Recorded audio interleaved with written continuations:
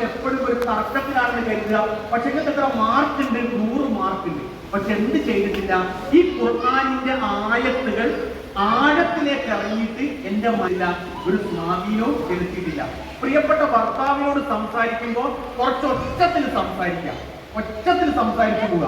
അദ്ദേഹത്തിന് തന്നെ വല്ലാത്തൊരു മാനസിക വിഷമം. പക്ഷെ വഴി QLSന്റെ പഠിതാവാണ്, SISന്റെ പഠിതാവാണ്. പക്ഷെ എന്തുണ്ടായിട്ടില്ല?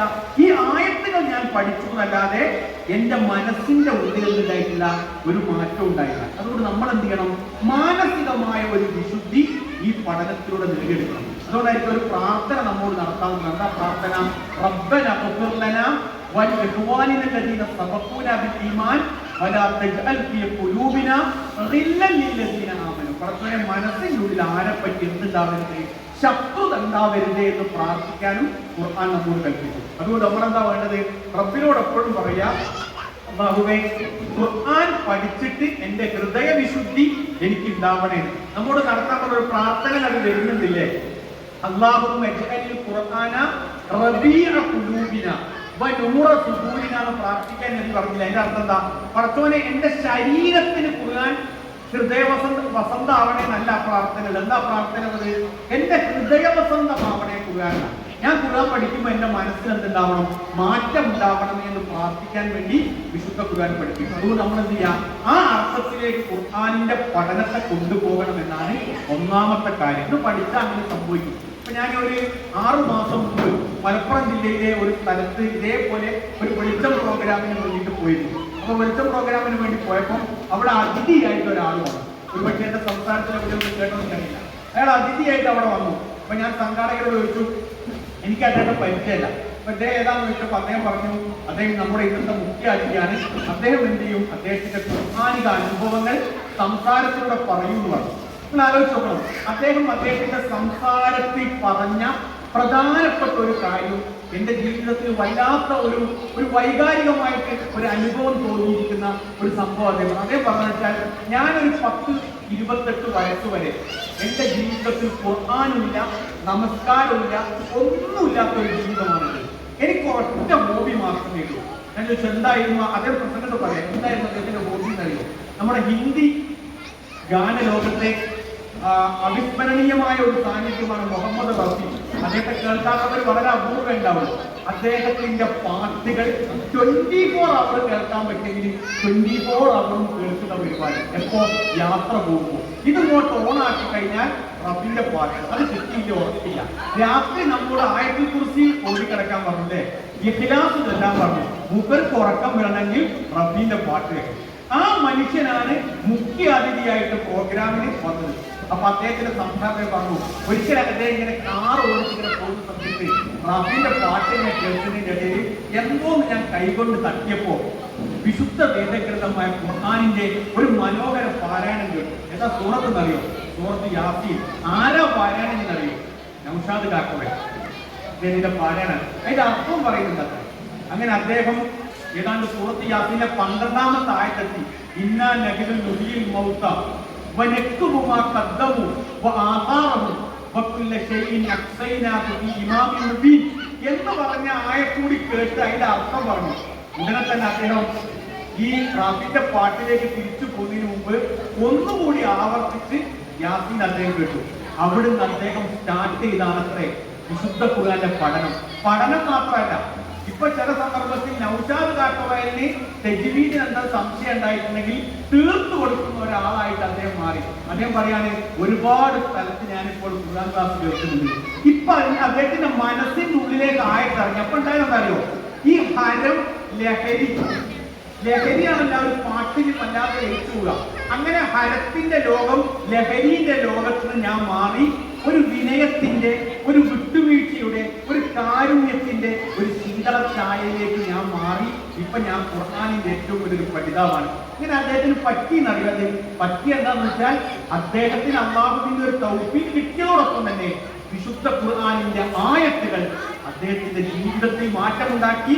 മാനസികമായിരിക്കുന്ന വലിയൊരു സംസ്കരണം അദ്ദേഹത്തിന്റെ എത്തിയിരുന്നു. അങ്ങനെ മാറിയ ഒരുപാട് ആൾക്കാരുടെ ഉദാഹരണങ്ങൾ പറയാൻ, നിങ്ങളുടെ അനുഭവം പറയാൻ പറഞ്ഞാൽ നിങ്ങൾ പറയൂ. ഞാനിത് പറഞ്ഞത് പ്രിയപ്പെട്ടവരെ, ഇത് വെറുതെ ആവില്ല. ഇത് പഠിക്കുന്ന മനുഷ്യന്മാരെ സംബന്ധിച്ചിടത്തോളം ഒരിക്കലും വെറുതെ ആവില്ല. ഒരു അനുഭവം പറഞ്ഞ് ഞാൻ അവസാനിപ്പിക്കാം, ആ ഭാഗം ഞാൻ അവസാനിപ്പിക്കാം. അതായത് ഒരു കച്ചവടക്കാരൻ, ആ കച്ചവടക്കാരനായിരിക്കുന്ന ആൾക്ക് കോടിക്കണക്കിന് രൂപ ആസ്തിയുള്ള മനുഷ്യനാണ്, കോടികൾ. അദ്ദേഹത്തിന്റെ വീട്ടിന്റെ മുമ്പിലുള്ള കാറിന്റെ വില കേട്ടാൽ നിങ്ങൾ ഞെട്ടിപ്പോകും. അതിന്റെ ഒരു കാറല്ല, 2-3 കാർ അദ്ദേഹത്തിന്റെ വീട്ടിന്റെ മുമ്പിലുണ്ട്.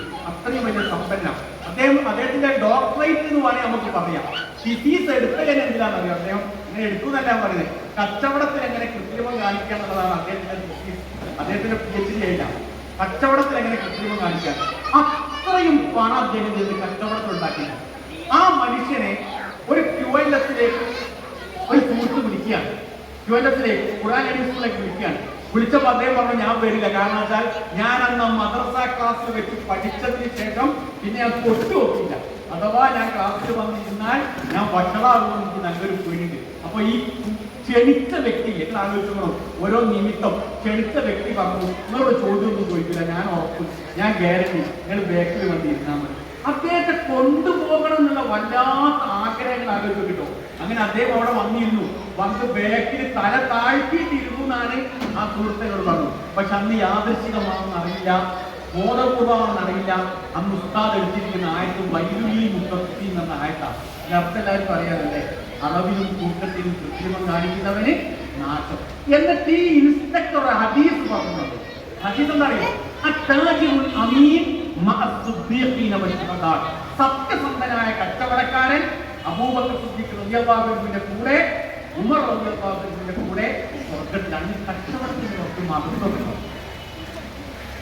അപ്പോ അയാൾക്ക് വേണ്ടി പറഞ്ഞതാണോ അയാൾക്കൊരു തോന്നൽ, എന്തോ സൂചന കൊടുത്തിട്ട് എടുത്താണോ എന്ന് തോന്നൽ. പക്ഷെ ആത്മാർത്ഥമായിട്ട് അന്ന് സിലബസിൽ അങ്ങനെ ഒത്തു വന്നതാണ് എന്നാണ് ഇൻസ്പെക്ടർ പറഞ്ഞത്. ഇങ്ങനെ ക്ലാസ് കഴിഞ്ഞ് പോകുമ്പോൾ ഈ കൂട്ടാൻ വന്ന വ്യക്തിയോട് ഈ മനുഷ്യൻ പറഞ്ഞു, അടുത്ത ആഴ്ച നിങ്ങൾ കൊണ്ടുപോകണം, ക്ലാസ് കൊണ്ടുപോകണം. എൻ്റെ മനസ്സിൻ്റെ ഉള്ളിൽ നിന്ന് ഒരു പ്രത്യേകമായ ഒരു വെളിച്ചം എൻ്റെ ജീവിതത്തിലേക്ക് വന്നാൽ എനിക്ക് തോന്നുന്നു ഒരു പ്രകാശം. ഖുർആൻ എന്താണ്? ഖുർആൻ ഒരു പ്രകാശമല്ലേ പറഞ്ഞത്? മനുഷ്യന്റെ മനസ്സിലുള്ള ദുർചിന്തകളെയൊക്കെ പുറത്തിറക്കി ഒരു ശിഫാന്നല്ലേ ഖുർആനെ പറ്റി പറഞ്ഞത്? ആ അർത്ഥത്തിൽ അദ്ദേഹം പോയി. 2ാമത്തെ ക്ലാസ്സിൽ അദ്ദേഹം വന്നു. അദ്ദേഹത്തിന്റെ ബിസിനസ് സാമ്രാജ്യം മുഴുവനായിട്ട് മാറ്റി. കച്ചവടത്തിന് തൊഴിലാളികളെ മൊത്തം വിളിച്ചുകൊണ്ട് പറഞ്ഞു, ഇത്രയും കാലം നിങ്ങൾ എനിക്ക് വേണ്ടി ജീവിച്ചായിരുന്നു എന്ന് പറഞ്ഞാൽ എനിക്ക് ലാഭം ഉണ്ടാക്കാൻ, ഞാൻ ഇഷ്ടംപോലെ ലാഭം ഉണ്ടാക്കാം.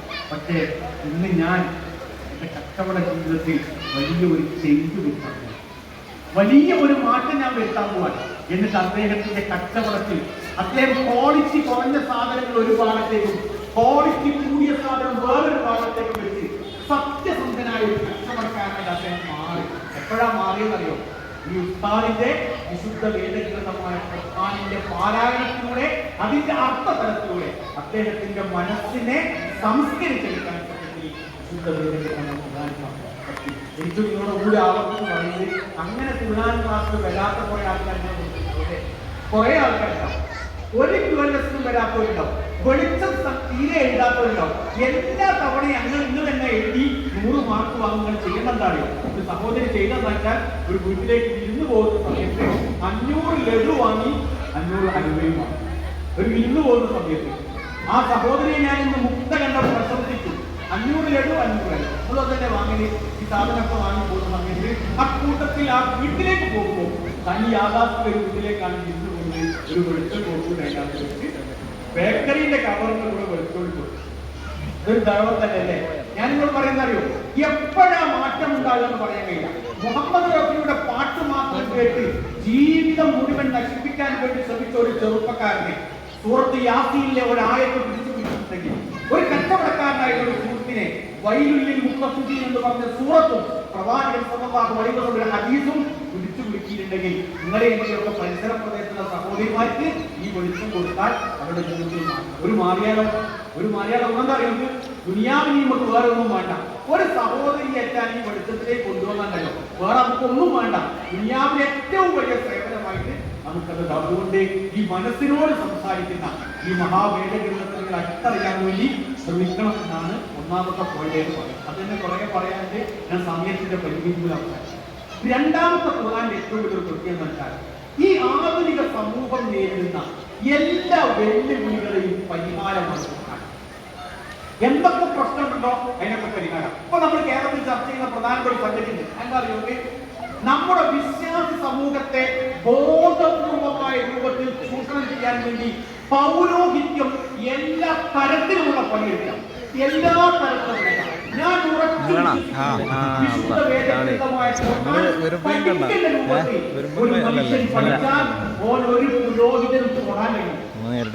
ഈ ദുനിയാവിൽ നമ്മൾ ആസ്വദിക്കുന്ന ഒരു വലിയ പ്രതിസന്ധി വെച്ചാൽ വിശ്വാസ രംഗത്ത് മനുഷ്യന്മാരെ തെറ്റിക്കാൻ വേണ്ടിയിട്ട് ബോധപൂർവമായ ശ്രമം. അങ്ങനെയാണ് മുഹമ്മദ് നബി സല്ലല്ലാഹു അലൈഹി വസല്ലമയുടെ മുടി എത്ര സെന്റിമീറ്റർ നീണ്ടുന്നതാണ്? എത്ര? അരയില്ലേ, 1/2 സെന്റിമീറ്ററോട് നീണ്ടുന്ന. അത് വിശ്വസിച്ച് ഞാൻ അതുമായി ബന്ധപ്പെട്ടുകൊണ്ട് ഇന്നലെ യൂട്യൂബിൽ ഒരു പ്രഭാഷണം നടന്നു. ആ പ്രഭാഷണത്തിന്റെ കമന്റ്സുകൾ നമ്മൾ അടുത്ത് വായിച്ചു. ആ കമന്റ്സ് വായിച്ച് തയ്ച്ചുപോയി. ഉസ്താദെ നിങ്ങൾക്ക് നിങ്ങൾക്കില്ലാന്ന് വിശ്വാസം ഉണ്ടെങ്കിൽ നിങ്ങളത് വിളിച്ചു പറയണ്ട. എന്നിട്ട് ആ പ്രസംഗിച്ച മൂലവിൽ എത്ര തെറിയാ വിളിക്കുന്നത്? അതിന് മനസ്സിലായ കാര്യം എന്താ അറിയോ? വിശുദ്ധ ഖുർആൻ പഠിക്കാത്ത ആളുകൾക്ക് അങ്ങനെ പ്രതികരിക്കാൻ കഴിയും. പക്ഷെ ഖുർആൻ പഠിച്ച ആൾക്കാർ എന്ത് ചെയ്യും? ഖുർആനിലെ ഒരു ആയത്താവും പഠിക്കേണ്ട. സത്യവിശ്വാസികളെ, പണ്ഡിതന്മാരിലും പുരോഹിതന്മാരിലും ഇങ്ങനെ സ്വത്ത് അന്യായമായി തിന്നുന്ന ആൾക്കാരുണ്ടാകും.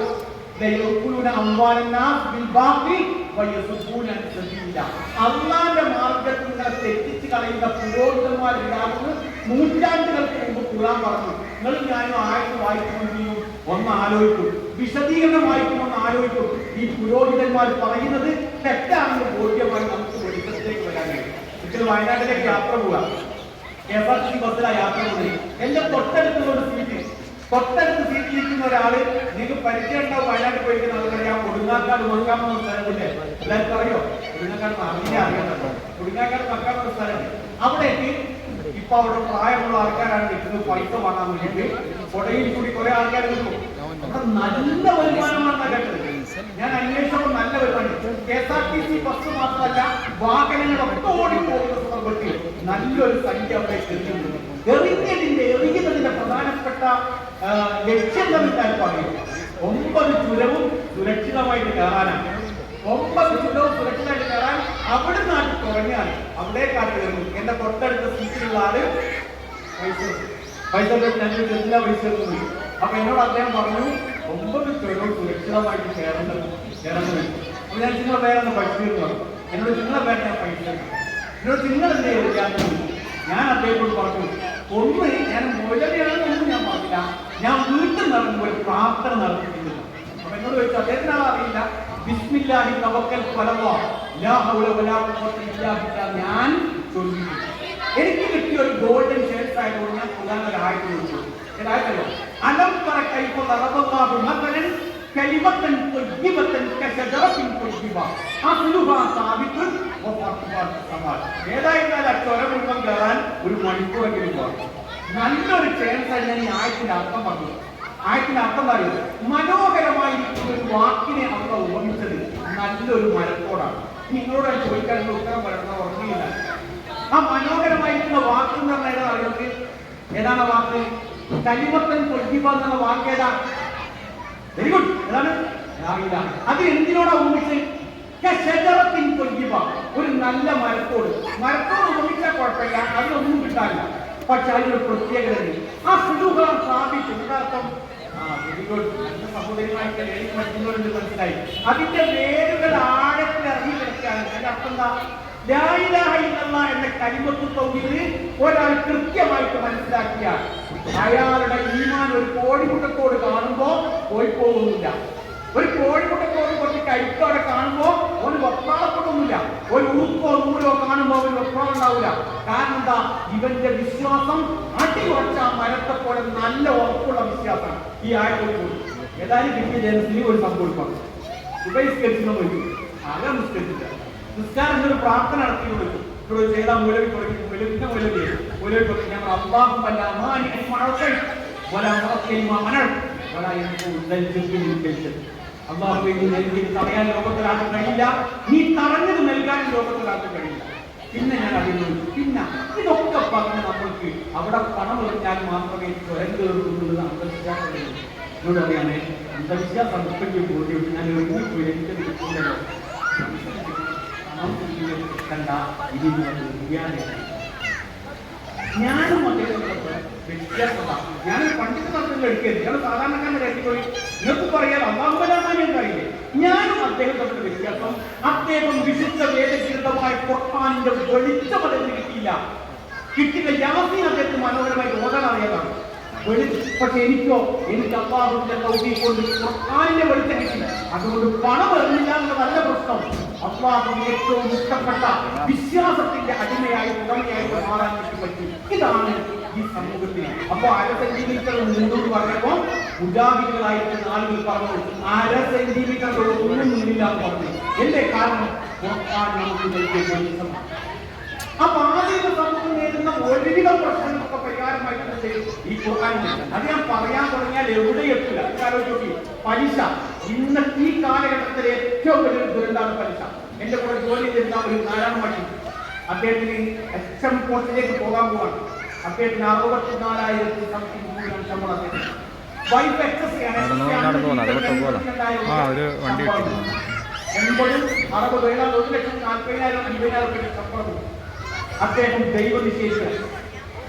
എന്നെ കിട്ടുന്ന അവസരം മുഴുവനും നിന്റെ ദൈവം അയാൾ എവിടെയാ കുളിക്കാൻ പോയതാണോ ഉറങ്ങാൻ പോയതാണോ സെബുറ് കൊണ്ട് മാത്രം ഒരു സ്റ്റാഫ് റൂമിൽ അദ്ദേഹം 1,40,000 ശമ്പളം.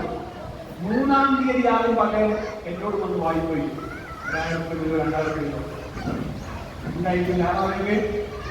1,40,000 രൂപ ശമ്പളം കിട്ടുന്ന ആ വ്യക്തിക്ക് 5 പൈസ ഉപയോഗിക്കാനില്ല. 4-5 ബാങ്കിൽ പലിശ അടയ്ക്കാനില്ല. വീട്, വാഹനം, വിദ്യാഭ്യാസം തുടങ്ങിയ എല്ലാ കാര്യം ഞാൻ അദ്ദേഹം പറഞ്ഞു. എനിക്ക് അതിലൊന്നും അറിയാം, ദൂരെ പറഞ്ഞു. ഖുർആന്റെ ആയത്തുകൊണ്ട് പലിശയുമായി ബന്ധപ്പെട്ടവൻ ആകാശത്തുനിന്ന് പിടുത്തം വിട്ട് പോലെയാണ്. അതെന്റെ അള്ളാന്റെ ഖുർആനല്ല, എന്നോട് പറയണ്ട എന്ന് അദ്ദേഹം പറഞ്ഞാലും പലിശയുമായി ആരൊക്കെ ബന്ധപ്പെട്ടിട്ടുണ്ടോ ഈ ദുനിയാവിൽ അയാൾക്ക് ഒരു സമാധാനം കിട്ടാറില്ല. അതെപ്പോഴാ മാറുക എന്ന് ചോദിച്ചാൽ അദ്ദേഹത്തിന് ഖുർആൻ പഠിക്കണം. ഞാനൊരു ഗൃഹപ്രവേശനത്തിന് പോയി. ഗൃഹപ്രവേശനത്തിന് പോയപ്പോൾ ആ വീട്ടിലാണോ ഞാൻ ആരായി ഞാൻ സാന്ദർഭികമായി സൂചിപ്പിക്കാം. ISMന്റെ സജീവ പ്രവർത്തകൻ, ഒരു QLSന്റെ പഠിതാവ്, അദ്ദേഹത്തോട് 18-19 കൊല്ലമായിട്ട് വീടിന്റെ പണിയെ സ്റ്റാർട്ട് ചെയ്തിട്ട് 19 കൊല്ലത്തിലെട്ടെ എന്റെ തീർക്കാതിരുന്നത്. അദ്ദേഹം നിഷ്കപടമായിട്ട് എന്നോട് പറഞ്ഞൊരു മറുപടി ഉണ്ട്. അദ്ദേഹം പറഞ്ഞു, പലിശയുമായി ബന്ധപ്പെട്ട എല്ലാ ഏർപ്പാടിൽ നിന്നും മാറി നിൽക്കണമെന്ന് എനിക്ക് ആഗ്രഹമുള്ളതുകൊണ്ട് ഞാൻ ബാങ്കിലേക്ക് പോയില്ല. എന്റെ കുടുംബക്കാരും ഒരു വേള എന്റെ ഇണയടക്കം എല്ലാവരും വീടുണ്ടാക്കി നല്ല രൂപത്തിൽ താമസമല്ലോ. നമ്മൾ ഈ പഴയ വീടല്ലേ, പെൺകുട്ടികൾ വലുതാവുമല്ലേ, ഒന്ന് ലോണെടുത്ത് പൂർത്തിയാക്കിട്ടെന്ന് ചോദിച്ചപ്പോ അദ്ദേഹം ഒരു മറുപടി പറഞ്ഞത്രേ. അതിന്റെ ഹൃദയത്തിലേക്ക് തറച്ചു. എനിക്ക് പറയാൻ പറ്റുന്ന മറുപടി പോലും ഇരിക്കുള്ളൂ. അദ്ദേഹം പറഞ്ഞതല്ലോ, ഇന്നല്ലെങ്കിൽ നാളെ ഞാൻ മരണപ്പെട്ടു പോകും. അതുകൊണ്ട് എന്റെ മയ്യത്ത് നാളെ എന്റെ വീട്ടിൽ കൊണ്ടുപോകും. എന്റെ വീട്ടിൽ എന്റെ മയ്യത്ത് കിടത്തുമ്പോ പലിശന്റെ ഒരു അംശമില്ലാത്ത വീട്ടിൽ എന്റെ മയ്യത്ത് കിടത്തണമെന്ന് എനിക്ക് ആഗ്രഹമുണ്ട്.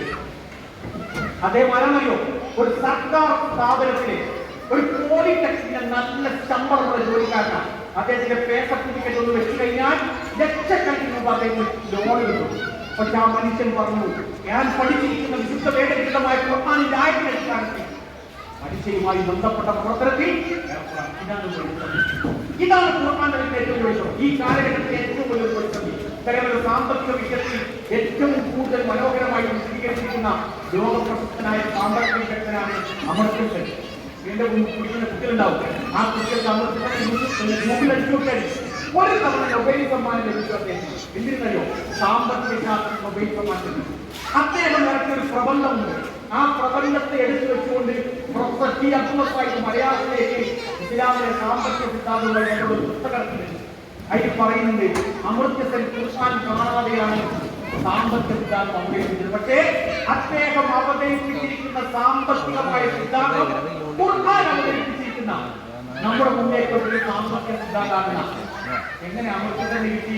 അമർത്യത്തിന് ഖുർആനൊന്നും വായിക്കില്ല. പക്ഷേ ആ സാമ്പത്തിക സിദ്ധാന്തത്തിലൂടെ മാത്രമേ ഒരാൾക്ക് നല്ല രീതിയിൽ സംതൃപ്തിയിൽ ജീവിക്കാൻ പറ്റൂ.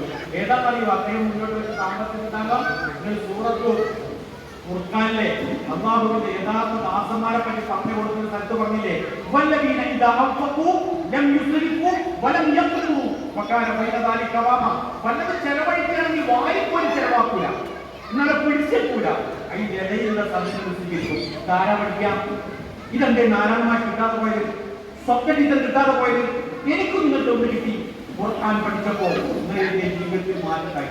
ഇന്ന് കേരളത്തിന്റെ മുൻ സാമ്പത്തിക ധനകാര്യ വകുപ്പ് മന്ത്രി തോമസ് ഐസക് സാഹിബ് രാഷ്ട്രപതി അദ്ദേഹം പറഞ്ഞു, ഇസ്ലാമിക സാമ്പത്തിക സിദ്ധാന്തത്തിൽ ഞാൻ പഠിച്ചു, പലിശ രഹിത സിദ്ധാന്തത്തെ പറ്റി ഞാൻ ആലോചിച്ചു.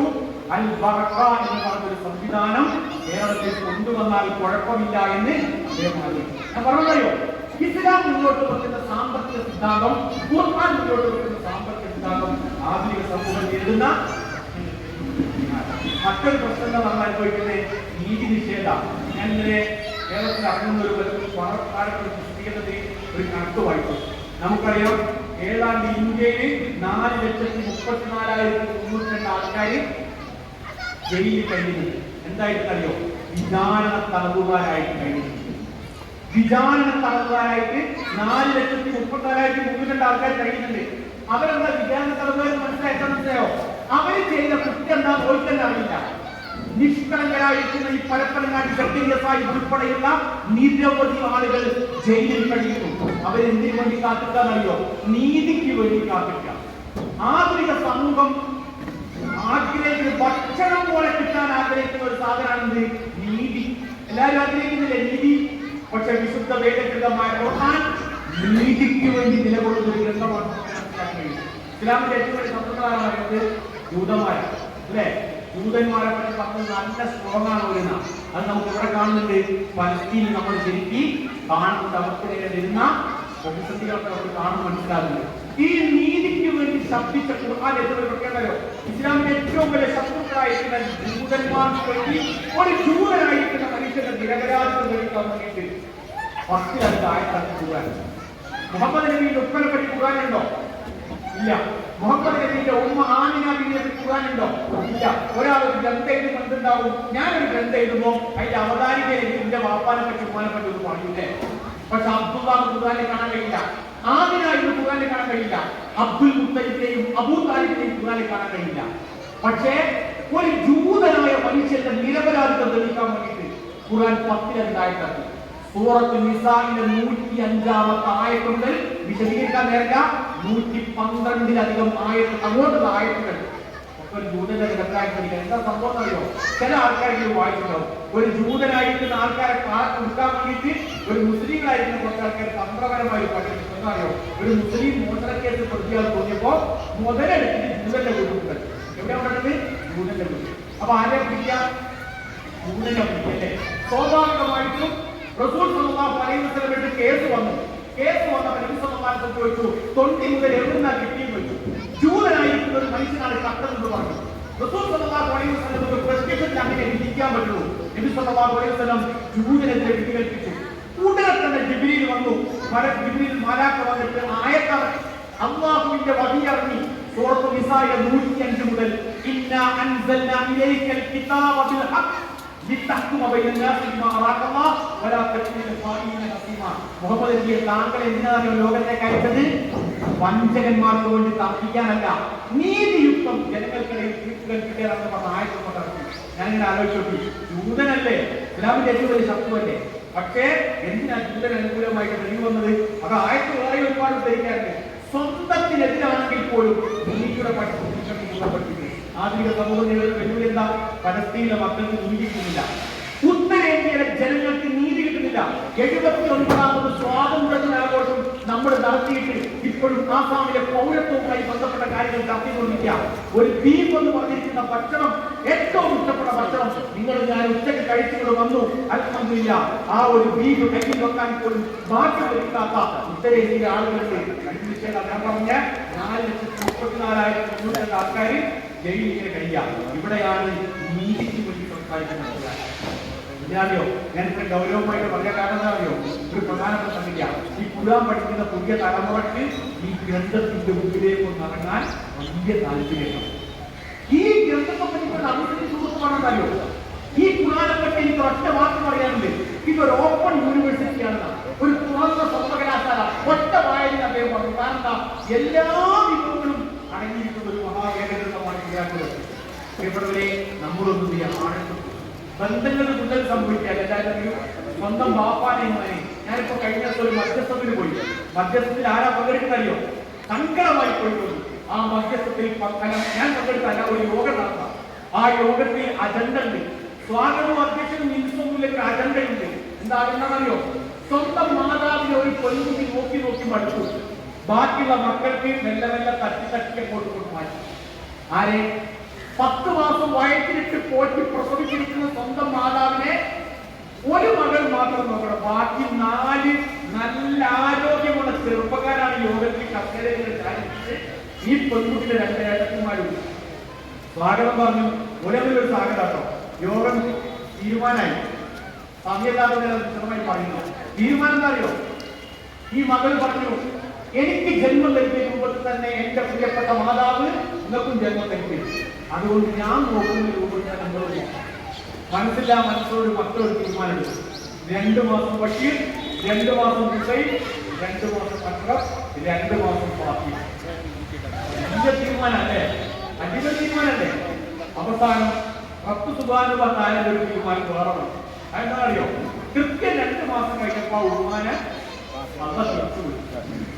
ഈ പ്രിയപ്പെട്ട മക്കൾ എന്ന് പറയാൻ പറ്റുന്ന എനിക്കറിയില്ല. ഈ മക്കൾ അവിടെ യോഗം കൂടിയത് എന്റെ പ്രിയപ്പെട്ട മാതാവിനെ എങ്ങനെ നോക്കണം എന്നതുമായി ബന്ധപ്പെട്ട് ആരും നോക്കുന്ന ആലോചിക്കുകയാണ്. ഇതാണ് ലോകം. ഈ ലോകത്ത് ജീവിക്കുന്ന നിങ്ങൾ ഞാനും പരസ്പര ബന്ധങ്ങളെല്ലാം തന്നെ മുതലാകുമോ? ഖുർആൻ അവരോട് പറഞ്ഞു,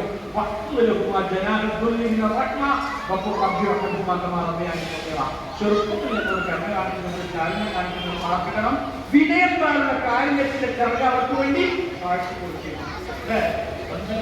ഒരു സദസ്സിൽ പ്രവാചകൻ വന്നു. വന്നിട്ട് പറഞ്ഞു, ഇവിടെ റഹ്മത്തിന്റെ മാലാഖമാർ അറിയുന്നില്ല എന്ന് പറഞ്ഞു. അനുചരന്മാർ അങ്ങോട്ടും ഇങ്ങോട്ടും നോക്കി. ഖുർആൻ ചർച്ച ചെയ്യുന്ന ഒരു സംസ്കൃതിയാണ് റഹ്മത്തിന്റെ മരക്കറിയാറില്ല. എബിസമുദാസ് ഇവിടെ ഇറങ്ങുന്നില്ല. അപ്പൊ എല്ലാവരും അങ്ങോട്ടും നോക്കി. ഒരാൾ അവിടെ എഴുന്നേറ്റ് പോയി. പോയപ്പോൾ എബിസമുദാസ് പറഞ്ഞു, ഇവിടെ റഹ്മത്തിന്റെ മരക്കിപ്പ് ഇറങ്ങുന്നുണ്ട്. എന്താ റസൂൽ പറഞ്ഞറിയോ? ഈ ഇരിക്കുന്ന 1-2 ആളുകളിൽ സ്വന്തം കൂട്ടുകുടുംബങ്ങളുമായിട്ടുള്ള ബന്ധങ്ങൾ കുറിച്ച ആൾക്കാരുണ്ട്. ബന്ധങ്ങൾ കുറിച്ച മനുഷ്യന്മാരുടെ അടുത്ത് അള്ളാഹുവിന്റെ കാര്യത്തിന്റെ മാലാഖ പോലും അറിയില്ല.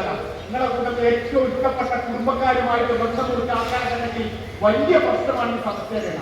എനിക്ക് പറഞ്ഞു, അയാൾ തിരിച്ചു വന്ന് സലാം പറഞ്ഞു വന്നവരിൽ പറഞ്ഞു, ഇപ്പോൾ ഇവിടെ ചെയ്യുന്നത് റഹ്മത്തിന്റെ മാലാഖമാരുടെ സാന്നിധ്യമുണ്ട്. കാരണം കുടുംബബന്ധം മുറിക്കാം. നിങ്ങൾ എത്ര വെളുത്ത പരീക്ഷ എഴുതിയാലും പരീക്ഷ എഴുതിയാലും പഠിതാക്കളാണ്. സ്വന്തം കുടുംബക്കാരോട് തരാൻ പറയും. ഓരോ കല്യാണം വിളിക്കാതിരിക്കുകയും അവിടെ കല്യാണത്തിന് പോകാതിരിക്കുകയും ചെയ്യുമ്പോൾ സ്വാഭാവികമായിട്ട് അമ്മാന്റെ കാര്യം ഉണ്ടാവില്ല. ഇതിനെ എന്തിനാണ് കൊടുക്കാൻ പറയേണ്ടത്? ചേർക്കാൻ കൽപ്പിച്ചിരിക്കുന്ന ബന്ധങ്ങളെ ചേർക്കുന്ന ആളുകളെ പറ്റി കൂടാൻ ഒരുപാട് കഷ്ടപ്പാടുണ്ട്. മാതാപിതാക്കളെ പറ്റി പറഞ്ഞു, മക്കളെ പറ്റി പറഞ്ഞു. ഈ ബന്ധങ്ങൾ ഇന്ന് കൂടുതലുണ്ടാകുമ്പോൾ ഖുർആൻ പഠിച്ചാൽ ശരിക്കും മനസ്സിലാക്കിയ കാലത്ത് തെറ്റിക്കാനേ കഴിയില്ല. ഒരാളുമായി ചേർന്ന് നിൽക്കാൻ മാത്രമേ കഴിയൂ. എന്തുവേണം? ഈ മഹാവേദഗ്രന്ഥത്തിന്റെ ഉള്ളിലേക്ക് നമ്മൾ. അങ്ങനെ ഞാൻ പറയുകയാണെങ്കിൽ ആധുനിക സമൂഹം നേരിടുന്ന ഒരുപാട് പ്രശ്നങ്ങളുടെ പരിഹാരം വ്യക്തമായ രൂപത്തിൽ ഖുർആൻ നമ്മുടെ മുമ്പിലേക്ക് കൊടുക്കുന്നുണ്ട്. അത് പഠിക്കാനുള്ള ഒരു ഗോൾഡൻ ചാൻസ് ആയിക്കൊണ്ട് ഈ മഹാവേദഗ്രന്ഥത്തെ നിങ്ങൾ കാണണം. വേറെ സന്തോഷവാർത്ത. ആ സന്തോഷവാർത്ത എന്താണെന്ന് വെച്ചാൽ വായിക്കുന്ന ആൾക്കാരായിരിക്കും. ഈ വിശുദ്ധ വേദഗ്രന്ഥമായ ഖുർആൻ വായിക്കുന്ന ആളുകളെ എണ്ണം കൂടി വരുന്നു. ലോകത്തെ ഏറ്റവും കൂടുതൽ അച്ചടിക്കപ്പെട്ട ഗ്രന്ഥമാണ്.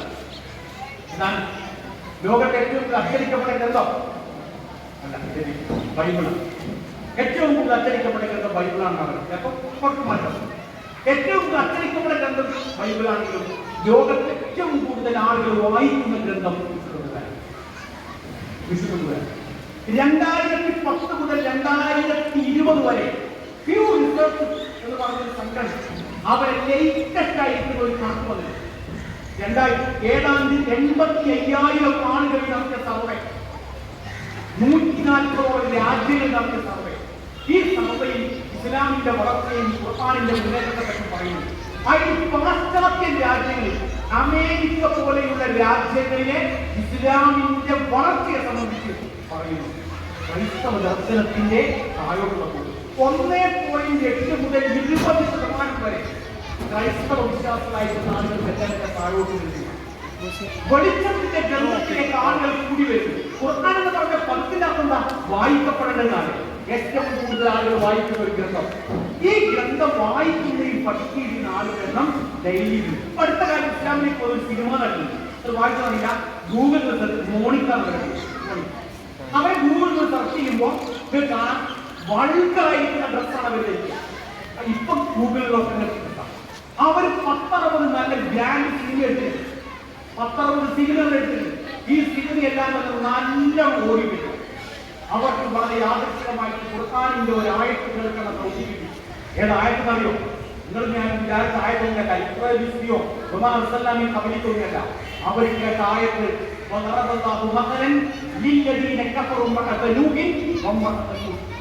ലോകത്തെ കയറ്റപ്പെട്ട 2 പ്രവാചകന്മാരുടെ ഭാര്യമാരെ എടുത്ത് അള്ള ഉദ്ധരിക്കാറുണ്ട്.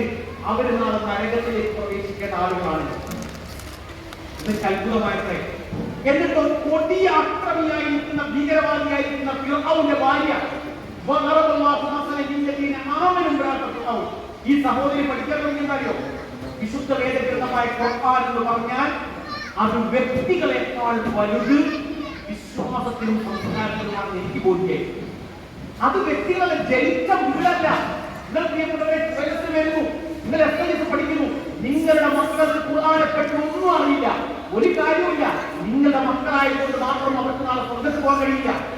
അങ്ങനെയാണെങ്കിൽ നൂഹ് അലൈഹിസ്സലാത്തു വസ്സലാമിന്റെയും ലൂത്ത് അലൈഹിസ്സലാത്തു വസ്സലാമിന്റെയും ഭാര്യമാർ നാളെ സ്വർഗ്ഗത്തിൽ പോകേണ്ടിയിട്ടുണ്ട്. ഇവരെ പറ്റി പഠിച്ച പറഞ്ഞ കാര്യങ്ങൾ നന്നായിട്ട് വായിച്ചു നോക്കിയപ്പോ ഈ മോണിക്ക എന്ന് പറഞ്ഞ സഹോദരി ഞാൻ പറഞ്ഞല്ലോ, ഖുർആനിന്റെ ഓരോ ആയത്തുകൾ ഓരോ ആൾക്കാരെയും പിടിച്ചു വെക്കാം. 981 ദമാമി ഏറ്റവും ശ്രദ്ധേയമായ സമ്മേളനമാണ്. നിങ്ങൾക്ക് വായിക്കാൻ പറഞ്ഞാൽ അത് വൈദ്യശാസ്ത്ര സമ്മേളനം. ആ വൈദ്യശാസ്ത്ര സമ്മേളനത്തിൽ ഏറ്റവും വലിയ പ്രത്യേകത എന്ന് പറഞ്ഞ പ്രഗത്ഭനായിരിക്കുന്ന ശാസ്ത്രം എന്ന് പറഞ്ഞാൽ ഭ്രൂണശാസ്ത്രത്തിൽ ഏറ്റവും നന്നായിട്ട് കഴിവുള്ള 981 അവിടെ വൈദ്യശാസ്ത്ര സമ്മേളനത്തിൽ പ്രബന്ധം അവതരിപ്പിച്ചിട്ടുണ്ട്. ആ പ്രബന്ധം അവതരിപ്പിച്ചു കൊടുത്ത അദ്ദേഹം വിശുദ്ധ ഖുർആനിന്റെ 4-ാമത്തെ സൂറയിലെ 56-ാമത്തെ ആയത്തിൽ അവിടെ കൂട്ടിയിട്ടുണ്ട്. ഇന്നല്ലദീന കഫറൂ ബിആയാതിനാ സൗഫ നുസ്ലീഹിം കുല്ലമാ നാറാ കുല്ലമാ നളജത് ജുലൂദഹും ബദ്ദൽനാഹും ജുലൂദൻ ഗൈറ. അതിന്റെ ആയത്തിനർത്ഥമില്ലേ? നാളെ പറഞ്ഞു കഴിഞ്ഞാല് ഹിറ്റ്ലർ കൊല്ലുന്നില്ല, ലക്ഷക്കണക്കിന് ആൾക്കാർ കൊല്ലുന്നില്ലേ? ഹിറ്റ്ലർ ഇവിടെ എത്രയായിട്ട് കൊന്നു? ഹിറ്റ്ലർ ഇവിടെ ഒരു തവണ പോലും കൊല്ലാൻ പറ്റില്ല. അദ്ദേഹം ആത്മഹത്യ ചെയ്ത നീതി കിട്ടും അദ്ദേഹത്തിന്. അദ്ദേഹത്തിന് അവിടെ നീതി കിട്ടണം. എന്ത് വേണം? അദ്ദേഹത്തിന് പരലോകത്ത് നീതി കിട്ടും. ആ കൊല്ലപ്പെട്ടിരിക്കുന്ന മനുഷ്യന്മാരുടെ ചെയ്തിരിക്കുന്ന ക്രൂരതയ്ക്ക് പണമായിട്ടുണ്ടാകണമെങ്കിൽ ഈ ജർമ്മനിയുടെ ഹിറ്റ്ലറെ 100 തവണ കൊല്ലണം, 1000 തവണ കൊല്ലണം. 1000 തവണ കൊല്ലാനൊന്നും പുതിയ ലോകത്തിന് കഴിയില്ല. കാരണം അറിയോ? മനുഷ്യന്മാരുടെ തൊലിയിലേക്ക് നരകമായിട്ട് ചൂടടിച്ചു കഴിഞ്ഞാൽ ആ തൊലി ആണെങ്കിൽ ഇനി എത്ര ചൂടെടുത്തും കാര്യമില്ല. ഈ തൊലിക്ക് ചൂടടിക്കാം കാര്യമില്ല. എനിക്ക് ഒരു തവണയെ സൃഷ്ടിക്കാൻ കഴിയും. പക്ഷേ ഈ 4-ാമത്തെ സൂറയിലെ 56-ാമത്തെ ആയത്തിൽ തൊലി മാറ്റി കൊടുക്കുമ്പോഴുള്ള ഈ കീപ്പൂർ അവിടെ പ്രബന്ധം അവതരിപ്പിക്കുമ്പോൾ തായ്ലൻഡ് സർവകലാശാലയിലെ വളരെ പ്രഗത്ഭനായിരുന്ന ഡോക്ടർ, നോൺ മുസ്ലിം ആയിരുന്ന ഡോക്ടർ സംശയമുണ്ടായിരുന്നു. അദ്ദേഹം സ്കിൻ സ്പോർട്ടിസ്റ്റാണ്. ആ സ്പോർട്ടിൽ വെച്ചുകൊണ്ട് അദ്ദേഹം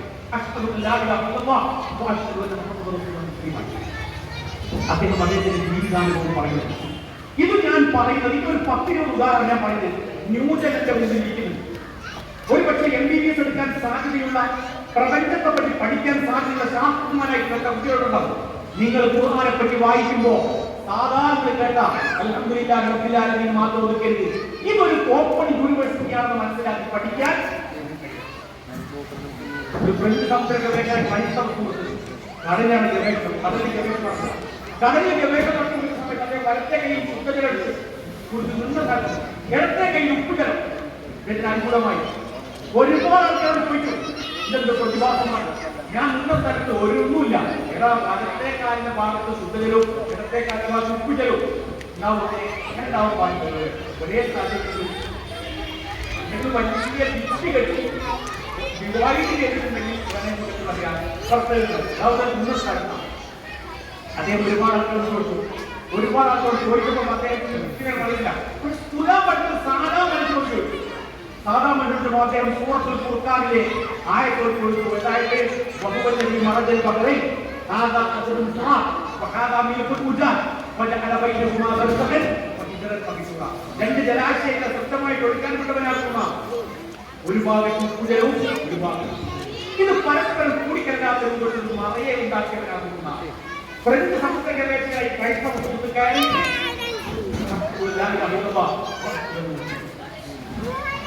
ഞാൻ പറഞ്ഞറിയോ, നിങ്ങളും ഞാനും ഖുർആൻ പഠിക്കുമ്പോൾ ഒരു പേജിൽ ഒരു പുസ്തകം കണ്ടു കഴിഞ്ഞാൽ 100 കിട്ടും.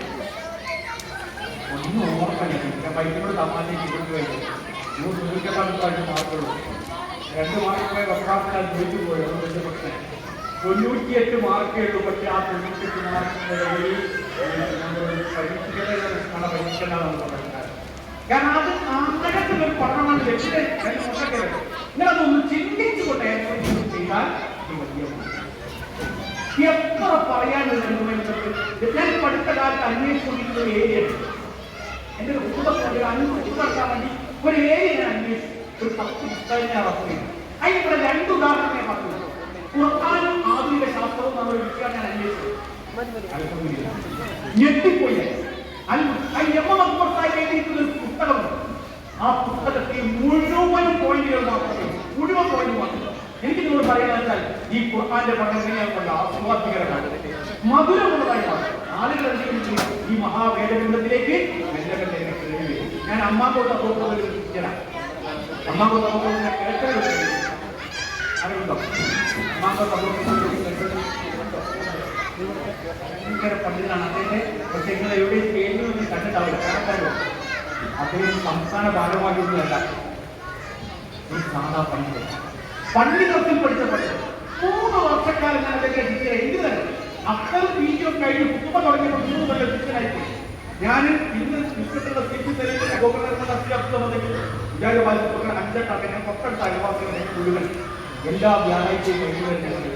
ഇന്ന് എന്റെ ഈ സംസാരം ഞാനെന്താ പറഞ്ഞ് കൊടുങ്ങല്ലൂരിൽ വന്ന് ഇങ്ങനൊരു സംസാരം നടത്താൻ എനിക്ക് പ്രചോദനം.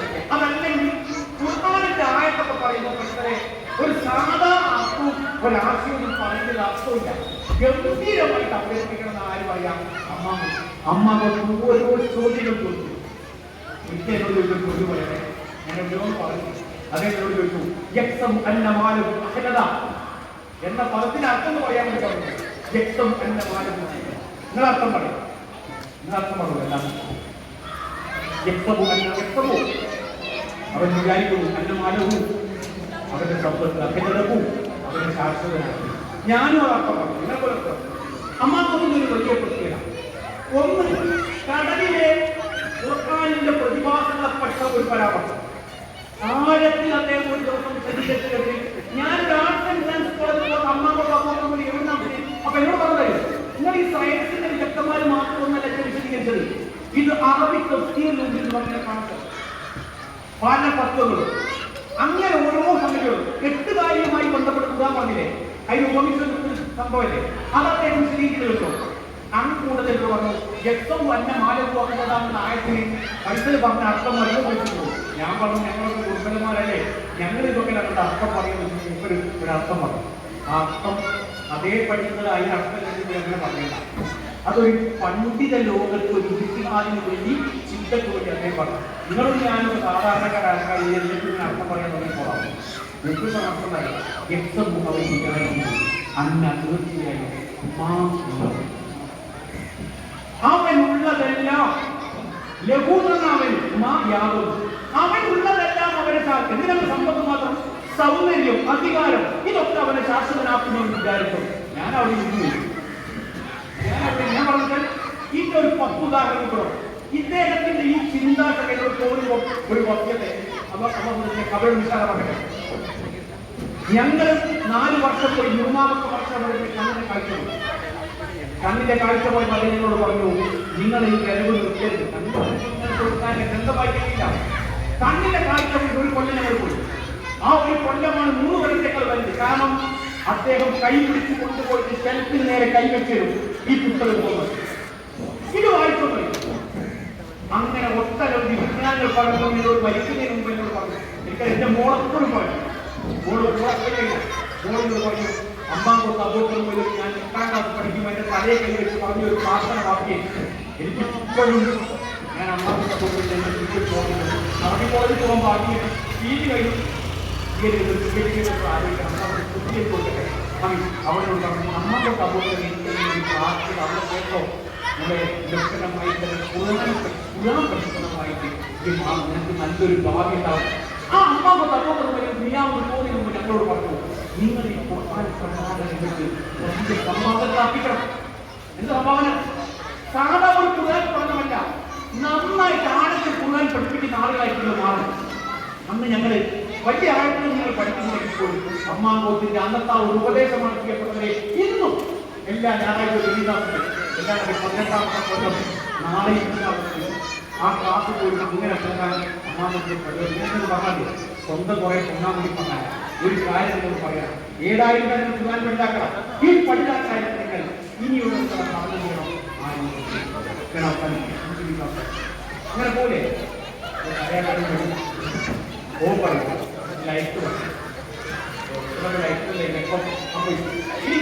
പറയാം. ആർക്കറിയോ? നിങ്ങൾ ഖുർആൻ പഠിക്കണം, പഠിച്ചിട്ടറിയണം ജീവിതത്തിൽ പഠിക്കണം. من تعلم القرآن وعمل به ألبس يوم القيامة تاجا من نور. നിങ്ങൾ ഖുർആൻ പഠിക്കുക, വഅമില അത് ജീവിതത്തിൽ പഠിക്കുക. അതെന്താണ്? വിശുദ്ധ വേദഗ്രന്ഥമായ ഖുർആനിന്റെ ആയത്തുകൾ എന്തെങ്കിലും ജീവിതത്തിൽ സ്വാധീനം ചെലുത്തണം. ഖുർആൻ പഠിച്ചിട്ട് ജീവിതത്തിൽ ഇല്ലാതായി പോയത്. ഖുർആൻ പഠിച്ചിട്ട് ജീവിതത്തിൽ അതിന്റെ സ്വഹാബിമാരെ പറ്റി വായിച്ചു പറയാനുള്ള ധാർമ്മിക ഭാഷകൾക്കറിയാം. ഒരായത്ത് വിശദീകരിച്ച് പിറ്റേന്ന് ആയത്ത് പറയുമ്പോൾ അവർ പറഞ്ഞ ആയിട്ടില്ല നമ്മൾ എന്താ ആയിട്ടില്ല പറയുന്നത്. നിങ്ങൾ നേരത്തെ പഠിപ്പിച്ച ജീവിതത്തിൽ പഠിച്ചിട്ട് നമ്മളെന്താ പറയാ വന്നോട്ടെ എത്ര കോടി വന്നത് ഞങ്ങൾ അത് ജീവിതത്തിലുണ്ടോന്നാണ്.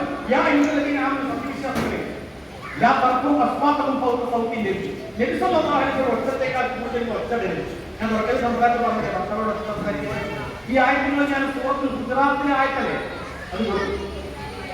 ഈ ആയത്തുകൾ സാധിക്കുന്ന കൈക്കുള്ള സാധനം പള്ളി വരാൻ വലിയ സ്വസ്ഥ വരാൻ ഒരു ശ്രദ്ധ വരാൻ നിങ്ങളുടെ ശബ്ദത്തേക്കാൾ ഉച്ചത്തിലാണ് ശബ്ദം എനിക്ക് വെക്കുകയും ഇതിനാണ് കലാപത്തിൽ കൊടുക്കാതെ ഖുർആന്റെ ഭാഷ. ഞാൻ നിങ്ങൾ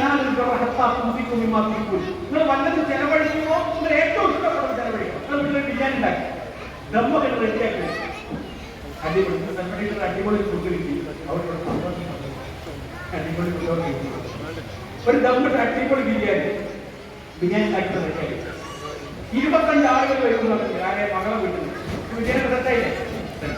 അപ്പോഴാണ് യാചകനായിട്ട് ഒരാൾ വരുന്നത്. വിശന്ന് പൊരിഞ്ഞുകൊണ്ട് വരിക, എനിക്ക് ഭക്ഷണമാണെന്ന് പറഞ്ഞു.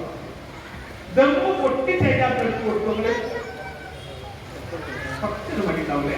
എന്നാൽ ഞാൻ പറയട്ടെ ഓക്കെ പറയുന്ന പറഞ്ഞിട്ട് ഓക്കെ പറയും, എല്ലാവരും ഓക്കെ പറയും. ദമ്മൊക്കെ റെഡിയാക്കി 25 ആൾ വരുന്നു. ആകെ ഒരു 10 ആൾ തുറന്നു വരുമ്പോൾ ഭക്ഷണം ഇഷ്ടം പോലെ പാടും. അപ്പോൾ യാതൊരു കൊടുക്കുമല്ലേ? എത്ര കൊടുക്കും? ഞാൻ ഒരു യാത്ര പറയും,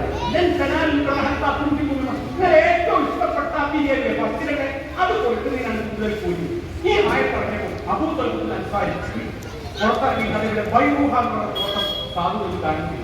ബൈറൂഹ എന്നുള്ള സാധിച്ചു കാണിക്കും. ഇത് ഖുർആനിന്റെ മൻ തഅല്ലമ ഖുർആൻ വഅമില ബിഹി ഉൽബിസ യൗമൽ ഖിയാമത്തി താജൻ മിൻ നൂർ. നാളെ പരലോകത്തിൽ ഒരു പ്രത്യേക കീഴിലുണ്ട്. അവിടെ എനിക്ക് പറയുന്നത് ഖുർആൻ ഒരാഴ്ച പഠിച്ചാൽ 100% ജീവിതത്തിൽ വളർത്താൻ പറ്റുന്ന എനിക്കറിയാം. അങ്ങനെ ഞാനും ചെയ്യണം ഒരു പരിധി വരെ ആ ഖുർആനിന്റെ ആയത്തുകൾ. അപ്പൊ എന്നെ പോലെ മാട്ടും കാരണ മാട്ടും പരോപകാരമാണ് തടയുന്നത്.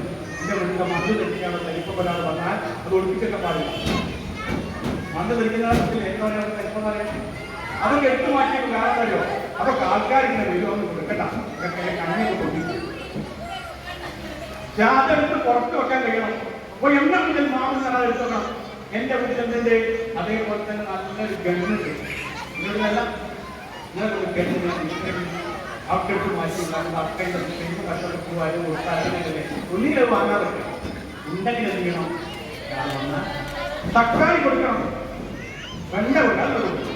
തക്കാളി വെണ്ട കൊടുക്കും. ഒരു പണക്കാരനായ ഒരാള് അയൽവാസിന്റെ വീട്ടിൽ പോയി വായ്പ വീട്ടിൽ പോയി വലിയ പൈസക്കാരൻ യൂസുഫ് അലി വന്നിട്ട് എന്റെ വീട്ടിൽ വന്ന് തക്കാളിക്ക് വായ്പ വെച്ചിട്ടുണ്ടാവും. മോശമല്ലേ? പക്ഷെ ഈ പണക്കാരൻ അവിടെ പോയിട്ട് വായ്പ ചോദിച്ചു. അപ്പൊ ഈ ഭാര്യ ചോദിച്ചു, എന്തിനാ ഞാൻ അവിടെ കുറവായത്? അല്ല, നീ അവിടെ പോയാലേ അവരുടെ നമ്മൾ കൊടുക്കണം. അതിനാ സ്വയം നമ്മുടെ മാക്കൂലി പരോപകാരം. അത് പരോപകാര പത്രത്താൽ മനസ്സിലാക്കണമെങ്കിൽ മൈലിസ്കാർക്ക് കൈകെട്ട് ഒരു കാര്യമില്ല. അധ്യാപകൻ തിരിഞ്ഞിട്ട് എന്ന് പഠിച്ചിട്ടുള്ള പഠിക്കുമ്പോൾ ആ അർത്ഥത്തിലേക്ക് പഠിക്കാൻ ഗവേഷണം നടത്താൻ നിങ്ങൾ തയ്യാറാണ്. ഒരുപടി സംഗതികൾ പറയാതെ കൊണ്ട് നമുക്ക് വന്ന് പറയാം. നിങ്ങൾ ആഴത്തിൽ പഠിക്കാം, നന്നായിട്ട് വായിക്കാം. തുറക്കാനാകും. നമ്മൾ എല്ലാവരെയും ഗ്രഹിക്കാറുണ്ട്. നമ്മളിന്ന് വന്നു പോയിട്ടുള്ള എല്ലാവരും വീണ്ടും കൊണ്ട് കൂടാൻ പഠിക്കാൻ, ചിന്തിക്കാൻ, ഖുർആനെ ഹൃദയവസന്തമാക്കി മാറ്റാൻ നാഥൻ നമുക്ക് പ്രവർത്തിക്കുവാറാകട്ടെ. നമ്മുടെ കുടുംബത്തിലേക്കും